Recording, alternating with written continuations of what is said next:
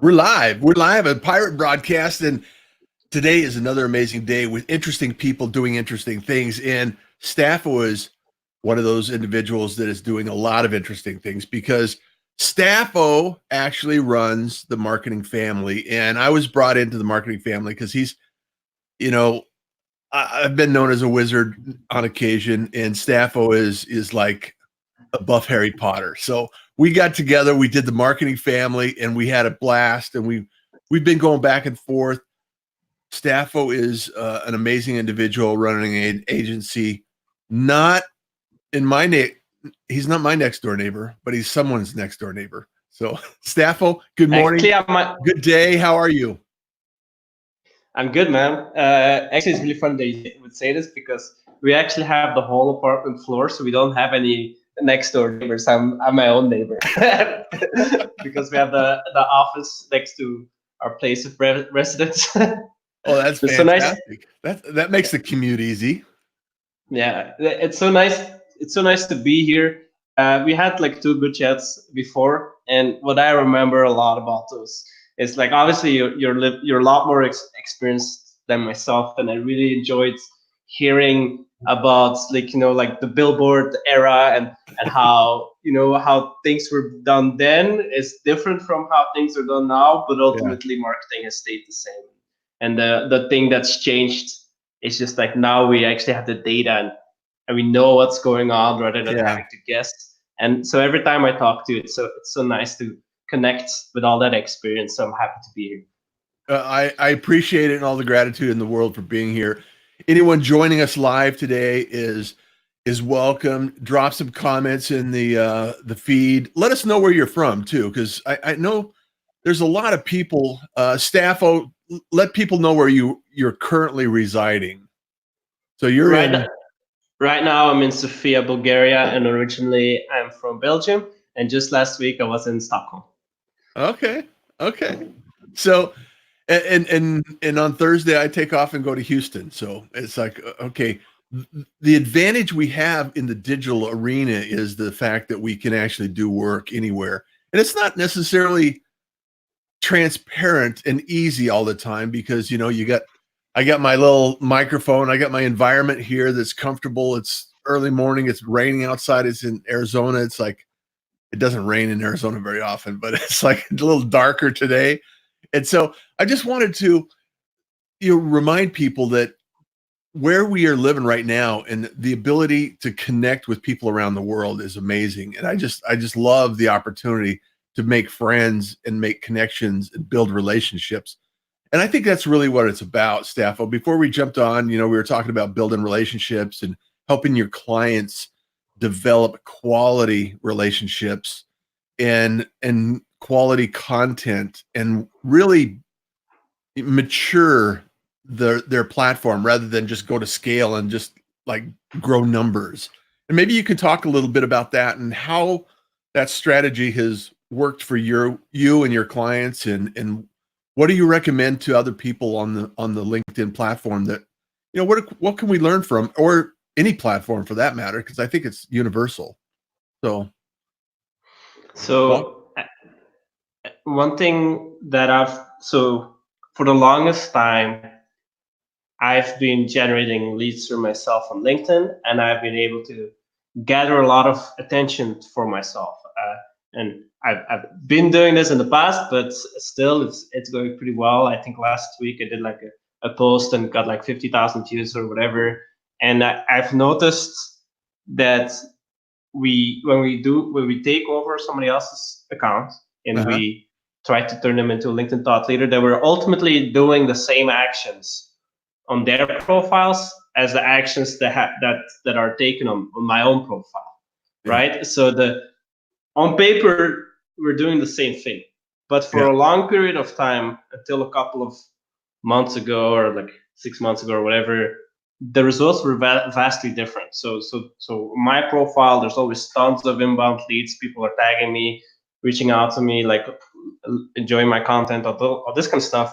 But it has been taking a longer time to get the same sort of momentum in the client accounts in the past. And what we figured out was that the key is to really become a part of the community, so the Yeah. LinkedIn community. And in order to do something like that, to really become part of the community, you got to understand how the communities work. And I think a really valid way of looking at it is to divide it into types of people. You have like, if you have 100 people and you would have like a little pyramid, Mm-hmm. you would have 1% of people come up with original ideas and original content and kind of like innovate and bring new ideas to the community and spread them. About 9% of people, they will engage with those ideas and possibly reshare or like revamp those same ideas and share them again. Mm-hmm. It's about 9% of people. And then 90% of people does neither. So they see stuff happening on LinkedIn, but They they just watch don't, stuff go by. yeah, they're lurkers. And and the interesting thing is, if you look at a community and you see how does attention flow through it and how do resources flow through it, is it always goes up. So if you're a lurker, you ask one of your lurker friends if they know somebody that can help, they'll probably refer you to like a 9%er, and they will be like, oh, actually, you got to go see this 1%er. and that's a big part of how communities work, in my opinion. And so what we're trying to do now for our clients is to figure out relevant 1%ers. So people that are talking to the same audience, to the same community, but don't offer the same service.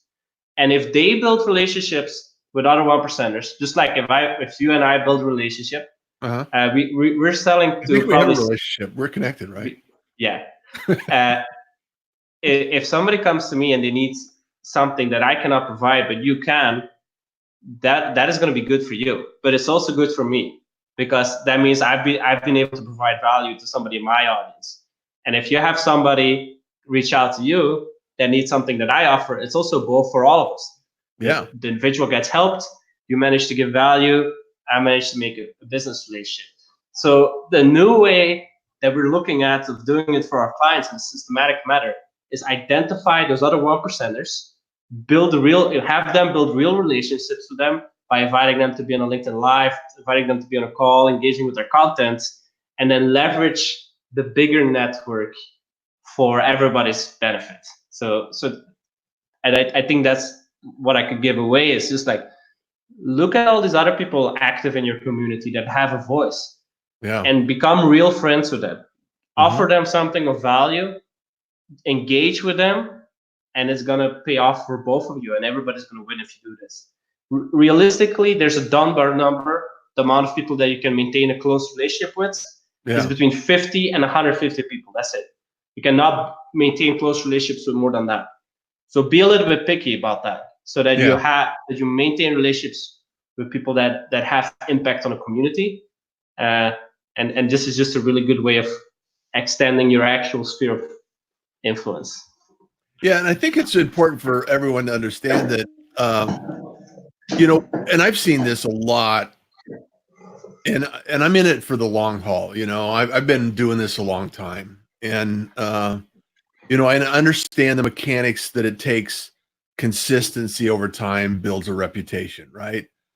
And there's a lot of tactics we can use, and ultimately, though, I think showing up every day and doing something consistently over time also has a solid result. I think that you're going to have a base and a foundation of people that are going to show up, because I see these people, they pop up, they scale, they get lots of numbers, and then they burn out, and then they disappear.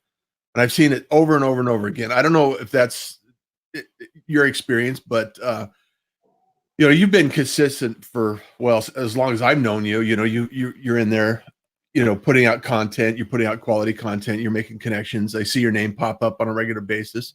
And even though we haven't necessarily, we don't comment in each other's posts every day, every once in a while we'll show up. And it seems like almost LinkedIn knows that, that the big numbers aren't going to really matter as much as, showing people a certain amount of numbers that are helping out. And the algorithm almost lends itself to 150 people, and it's like you have to go out and actually systematically reach out to some of these individuals that are, maybe on the the top 10% or top 1%, and really engage with them and make an effort. And it takes time, and it takes a little bit of energy. So I know DMs and some of the communication works really well for me. Have you found anything else to be unique or working for yourself in terms of really building relationships on LinkedIn? I think so. I'm a firm believer in quality as much as I can. So I'm a really big believer in just getting on the phone with people one on one, Okay. or doing a show like this. Yeah. My experience has been that, especially actually in a broadcast like this, where you're really forced to pay attention to each other and to really listen, Uh-huh. it allows you to create a relationship, a friendship that doesn't and on the can have that much impact on each other's thinking and Yeah. make that much of an impression that you don't need to talk every week, right? Yeah. So I know we'll talk again. Oh, And yeah. I know we don't have to talk every single week or even every month in between that now and then. But I know I will remember you fondly, and I hope you'll remember me fondly as well, right? So Well, I think I, if I showed up in your neighborhood in the next 6 months, we'd probably go out and have a beverage or a meal. I'm positive. of course.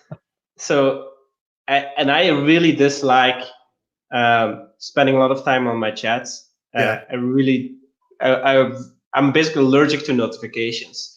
Yeah. So my strategy is to get people on LinkedIn on the phone, like maybe once a year, once every 2 years even. But when I'm on the phone, to make it like, look, I'm here with you.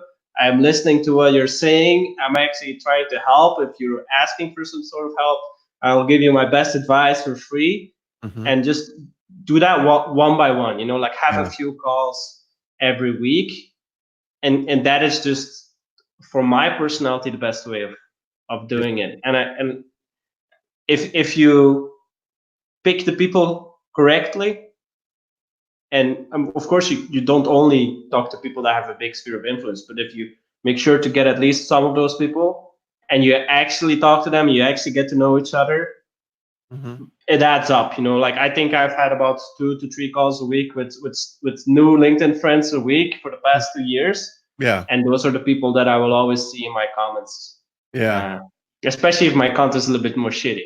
Like if it's good content, lots of people, strangers, will respond to, but We're most gonna of the spank time. Stapho. We're gonna bust him because he's putting out crappy content. but but the crappy content, the people that are still engaging, those are like my friends that Yeah. just like, Yeah. they're like, okay, stuff or whatever, like I'll support shit that I like.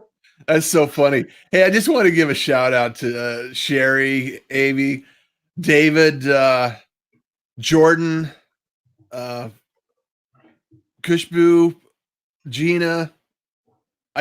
Sophie, thank you so much for being here. We're with Stapho, and he's created the marketing family. He's an awesome individual. If you're not connected with Stapho, get connected, consume his content, let him know that I sent you, and say, hey, we're part of the marketing family. We're part of the community. We're part of the pirate broadcast.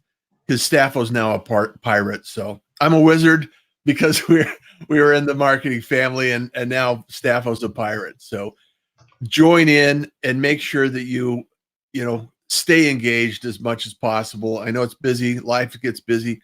And we're talking about LinkedIn and some of the things that are going in and investing. And for myself, and I think Stapho can agree, it's about relationships. It's about making those calls. It's about making those connections. It's about engaging. And so I love that. And I love one of the posts that you recently put out where you actually talked about StreamYard and building, building a LinkedIn Live and everything. So I know LinkedIn Live hasn't rolled out completely. So and you've been able to get some people in LinkedIn Live fairly quickly. Can you talk about the process for those that are unaware of LinkedIn Live and what it means? Because I think it's really important for people to understand that it's not for everyone and it's not delivered to everyone. Yeah, so in order to get live, you need to send like an application to LinkedIn. Uh-huh. And what they actually do is they look at how much video content you've put out over the past certain amount of time, and that's what they will use to choose whether or not to give you LinkedIn Live. But when we've made this request for our clients, actually they got approved very fast. And I think it is because before their application, we made sure there was some video content on the profile. And Yeah.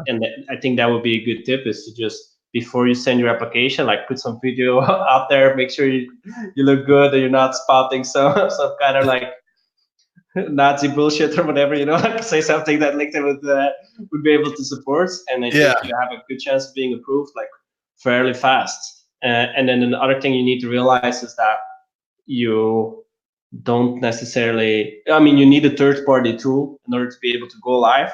Right now, we're using StreamYard, which is also my favorite, coincidentally.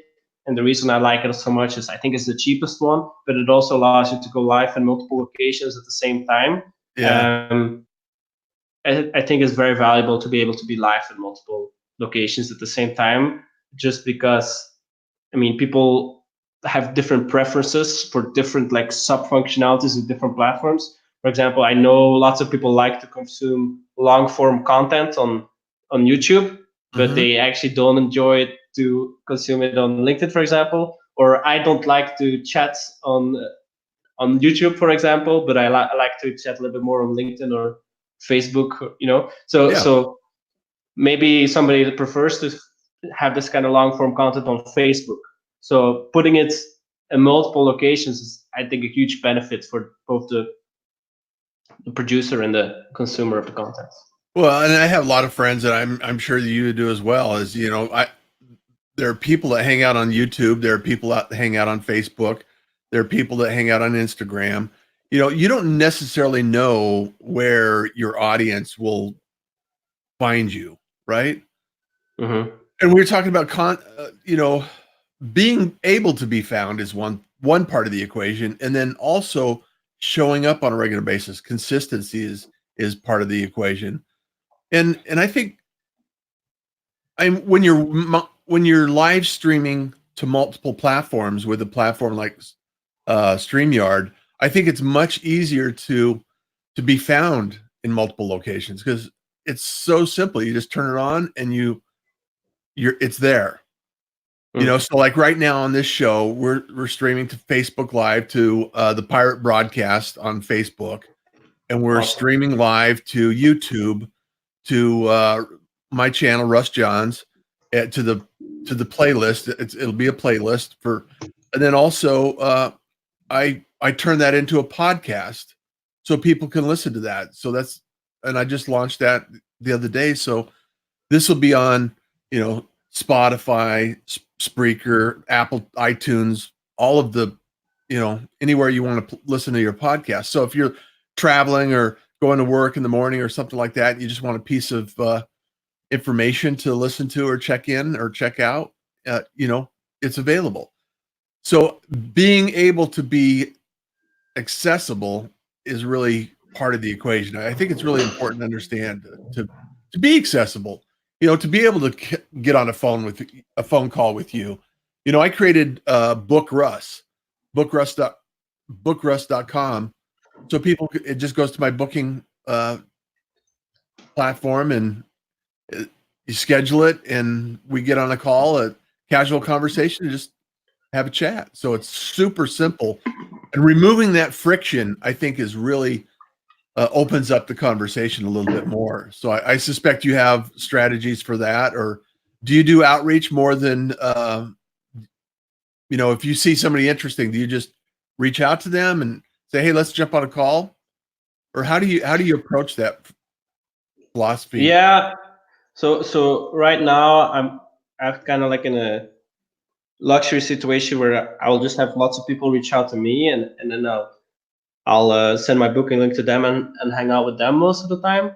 But if I see somebody interesting, I will almost always reach out to them. And what I like to do is send them like a connection request about something that caught my eye. This really improves the acceptance rates. And then afterwards, I like to send them like a voice message first of all to show it's like really me and not some like automated message or whatever. And then the next step is to send them like a booking link usually.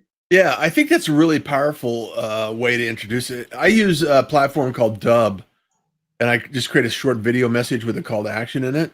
And it's amazing what kind of response I've received from that tool, just because it's video. And, for me, jumping on a video and just, saying, hey, I just wanted to say hi, checking in. I saw your post, thanks for being on the show. Anything I can do to build that relationship that helps out is incredibly powerful. And talking to people, like you said, just having a conversation makes all the difference in the world. It's memorable, it's easy access. And if you're unaware, like you mentioned, the audio file, just pushing that blue button on your phone and leaving a voice message is a powerful tool that a lot of people fail to initiate. And I don't know why not more people don't use it, but it works. Yeah, I think LinkedIn still has some level of stigma that people think they got to be like super professional and super corporate in everything they do. And you do actually sometimes get people that are like, yo, the way you just approached me, I don't think is professional enough, or similar to that. And I think if you feel like more comfortable being like super corporate and businessy, that's fine, and you should go along with what feels natural to you. But I don't think people should be afraid to show a little bit more vulnerability and say some stuff where they're like, okay, maybe not everybody's gonna like what I have to say about this, or not everybody's gonna like me sending a voice message or whatever. If that's what feels authentic to you, I think you should go for it. So there is, especially people new to LinkedIn, they think oftentimes assume that they got to be 100% professional 100% of the time, and I would say that's a false belief. You can just do it how you feel comfortable. Yeah, I agree. I think we're in an era where, back in the day when I was in advertising, it's like, there was this persona that we all had to wear and a mask. And I think a lot of people are getting more in tune with who they really are. And, when you get to know somebody and, you can relax around them, people are, they're not so buttoned up. They're not so professional. And I don't think it's a requirement. I think it's important for us to understand that just be who you are and develop your voice in a message that's comfortable, so you don't have to think about it. The closer you can get to just doing what you enjoy and being able to voice your opinions, your thoughts, we'll be okay. So, did you drop something? Yeah, I dropped something. I'm sorry about that. And so I think the more we can relax, I mean, we can still get results. And a lot of people don't care about how the sausage is made. They just want the results. Just give me some results, especially lead generation. Lead generation is key to every business. It's like, hey, where's my next client going to come from? Where's my next piece of business going to come from? Who's going to buy my product? I think that still boils down to relationships and conversations. And I don't know if you have anything to add to that, because I think it's really important for us to just continue to build relationships. So, yeah, and my opinion about LinkedIn in general is it's a business platform for people to create opportunities for themselves and for others. And part of that is being pragmatic. So I think it's important to figure out, okay, what is the results that you want out of your time and energy spent here on the platform? What is the result that you want? And then be pragmatic about how you're going to get those results. So building, for most people, I would say actually building the relationships is going to be the correct strategy. And then there's multiple tactics that go along with that. It could be like you're doing, sending those dub videos. I think it's very powerful. Could be doing these LinkedIn lives. Could be just writing posts. whatever. It could be posting pictures of yourself in a bikini, if that works for you, right? I think it's about knowing what it is that you want from this platform, Yeah. and then trying different things, tracking whether it's actually getting you that desired result or not, and then going all in on what works for you. For example, lots of people like to use LinkedIn automation. I don't really see a problem with that. If you're not hurting any third parties Yeah. and you are actually using it to create your desired results. I mean, at the end of the day, if you have a business to run and to people and a business to grow and a business to keep alive, I think we should be pragmatic and use the tools that are going to get you there.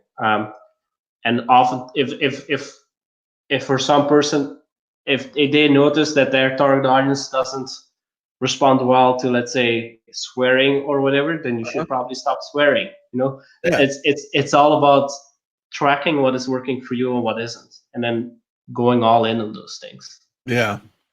Well, I'm always amazed. I'm always amazed that when a certain post gets a lot of views, like a lot of views. And you've had that experience on more than one occasion about how to develop a post that gets a lot of traffic. And I'm fairly consistent, and I get a couple of them here and there, but it's not necessarily to the volume that you get on a regular basis. And that's an area that I think takes a lot of practice, you know, and in being pragmatic and being understanding your audience and understanding what's going on and how it works. And so, you know, that's a skill set that, you know, I'll continue to look at and investigate for my audience, because it's interesting. And I'm not necessarily want to chase the numbers, because you know, they're important and they're a measuring tool. And I really like what you're saying with, you know, making the phone calls, having the relationships, building that community. And I think that's a huge part of your numbers and growing over the last, well, 3 years that we've been connected. So, you know, I think that's a huge part of it. Would you agree? Yeah, so it's the LinkedIn engagement and views and stuff. There's like two parts of it, right? So on the one hand, you can be pragmatic in the sense of like, I know if I talk about this or if I talk in this way or whatever, it's gonna get lots of views or whatever. But then on the other side, you also have, okay, I know I need to have these elements within my content for it to actually be relevant to my business. And oftentimes the posts that gets the most views are not necessarily going to be the most relevant to your business, and vice versa. So Yeah. maybe it's not always clear, you know, like maybe you need, let's say let's say for myself. So I might do a post where I'm explaining some super specific lead generation stuff, and this will get me some leads in the door. And then Yeah. while I'm negotiating with these people, my sales cycle might be 2-3 months. I might need to prove to them that I also know how to generate a volume. So then Yeah. I might do a post that's more like viral, clickbaity, whatever. And then but it's pragmatic at the moment, because I'm telling them I can help them do the same, right? So it's Right. about, okay, what is it that you need right now? And like I said, the copywriting and the content creation itself is for sure a valuable and learnable skill. Mm-hmm. And for me, I would say the key is to first of all talk about something that other people are already thinking but are not yet able to say, and to make the message intense, like to make every single letter count, have no fluff in there, whatever. Yeah. I think those are two really big keys: is to talk about things people are thinking about, and to make sure that there's no filler in there. Yeah. Cut the embroidery, get to the point. Exactly, because that's difficult. Yeah, it is It's difficult. Yeah. It takes a lot of time to make something very tight like that. And a lot of thought process goes into it. So So, Stapho, I know we got to wrap up and you got a busy schedule. So, how do people get a hold of you? I want to make sure that people are connected to you that, you know, are haven't met you yet, haven't talked to you, haven't had a conversation with you yet. What's it? Well, LinkedIn, is the LinkedIn profile the best way? yeah, just connect right here with me on LinkedIn. Send me a connection request. Send me a message. I'll do. I always try to get back to everyone as much as possible. And so yeah, I'd love to hear from anybody who's interested to build a relationship or to just learn a little bit more about what we do or just to get some advice on lead generation, whatever. Would really enjoy if they reached out to me on my LinkedIn profile and send me a message. Yeah, send a message. And Angie, Jennifer, Nick, Sophie, thank you so much for being here. I really appreciate you. I appreciate the fact that Stapho and individuals join into the Pirate broadcast. You know, we can't be found on YouTube. We can't be found on Facebook if that's your jam. Just make sure that you connect with us and ask questions. And I'll continue to work on getting responses in the comments. I know Stapho's anxious to see what kind of comments there are, and LinkedIn comments are not necessarily the easiest ones to do on a live afterward. So it's kind of a challenge at times. However, I want to make the effort to bring interesting people doing interesting things to the Pirate broadcast. And Stapho, thank you so much for being here. I really truly appreciate it. And as you know, kindness is cool, smiles are free, and you enjoy the day. Bye bye, Russ. It's nice being Yeah. here. Bye bye, everyone. Thanks for paying attention.